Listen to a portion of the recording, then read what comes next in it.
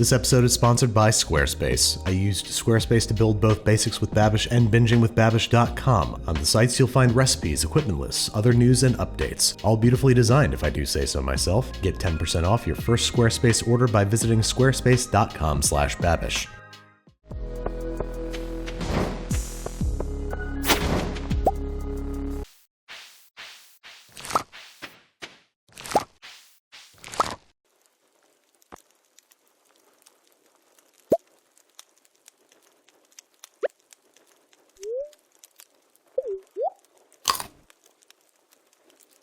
Hello there, welcome back to another episode of Arcade with Alvin. Today we're going to be taking a look at Stardew Valley, in particular its Squid Ink Ravioli dish, which in the game is made with three things: squid ink, tomato, and wheat. Not a real recipe, so we will try to do a little bit better. This is cuttlefish ink. We've got this at the store. It is very dark and very thick. One thing that ravioli probably needs is dough. To get a pitch black dough going, we're going to combine 300 grams of all-purpose flour, 50 grams of semolina flour, and dump that onto the board, into which we're going to indent a little cave using a bowl. Into that, I'm going to crack in 2 eggs and a heaping tablespoon of this squid ink. I'm not adding salt because this stuff is pretty salty. Give that a good old mix and just slowly work that in with the fork, bringing the flour in bit by bit, turning this egg black mixture into a paste and eventually a dough. This will require a lot of patience, some kneading, and maybe a substitution for Rachel as she steps in to work her hands as I'm getting a little tired. After some back and forth kneading for roughly 10 minutes, we have a rough shaggy dough that has been formed. We're gonna wrap this up and let this rest for 30 minutes. But honestly, I wasn't feeling too good about how that dough came out. I think it was a little dry and we can do a little bit better than that. So I'm gonna take this opportunity to show you a method that I like to do at home to save you a lot of physical labor if you're lazy like me. In a food processor, we're combining the same thing: 300 grams of all-purpose flour, 50 grams of semolina flour, 4 eggs this time, and a heaping tablespoon of squid ink. Just let that run until the dough starts to get sticky and form into a ball, and there you have it. Pasta dough that is about 80% of the way there. Roll that out onto a surface and knead with excess flour until this has turned into a better, smoother, more uniform dough black pasta ball. This one is a lot nicer, more soft and more supple, and kind of feels like a...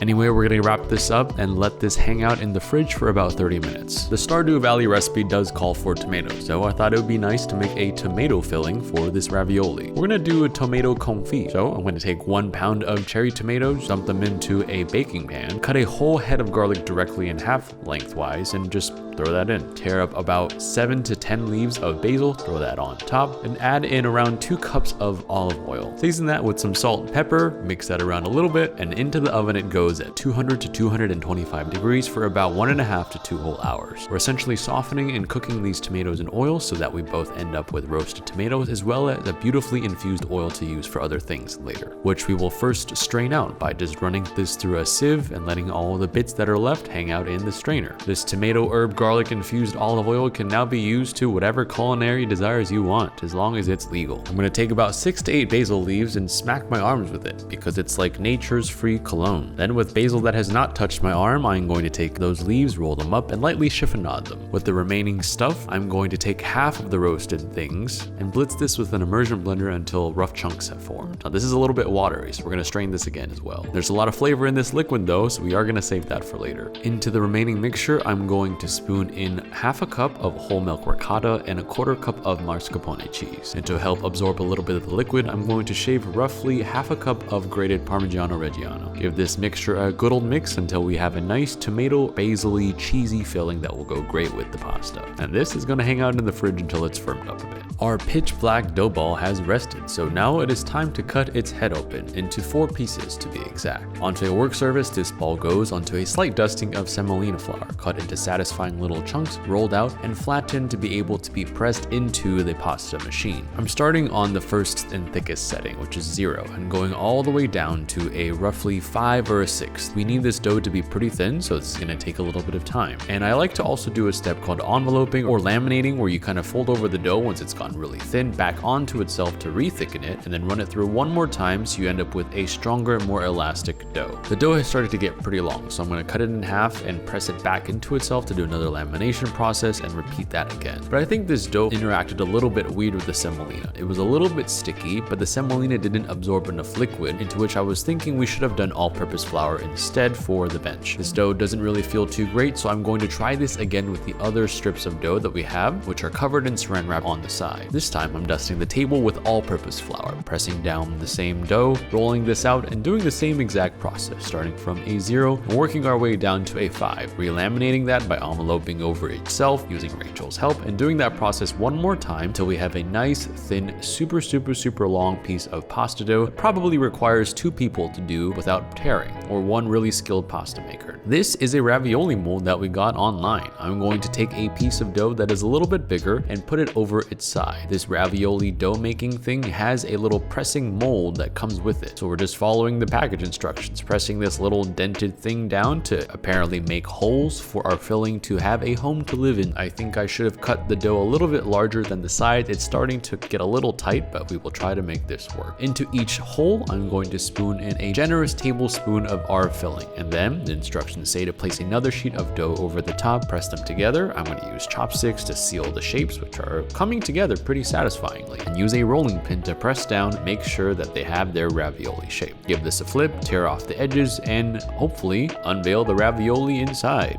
Oh, this is getting a little sticky. These do not seem to want to leave their metal cage. I clearly must have done something wrong. Ah yes, after referring to package instructions, we were told to flour the mold itself. I told myself, ain't no way this is gonna stick to that. This dough is not sticky at all. The dough ended up sticking. So we are going to try this again one more time while the ravioli we made is now taken by Rachel and sent to the incinerator. AKA, I'm gonna cook those and eat those later off camera with no shame. But we are going to repeat the entire dough process again using Rachel's help to prove once more that friendship is the key to making great pasta. Laminate this, fold it over, and press it together one more time to give it that elasticity that makes for great chewy pasta dough. Run this through. It's quite satisfying to realize that the color of the dough is the same color as my outfit. Nice. This time I have learned my lesson. I am now flouring the dough vigorously and cutting a piece of pasta that is way larger than the mold, so hopefully things go better. Drape this on, press the dough thing in, still don't know what that is actually called, and now we have even cleaner holes to put our filling inside and fill them up all the way to the top. Lay the pasta right on top, press it together, and satisfyingly use a rolling pin to press out the edges of trimmings. Let's see where this takes us. Aha, this is a lot better. Give one a little poke and the whole thing just comes out. And I present to you 12 little Squid Ink Ravioli boys. They just lined up.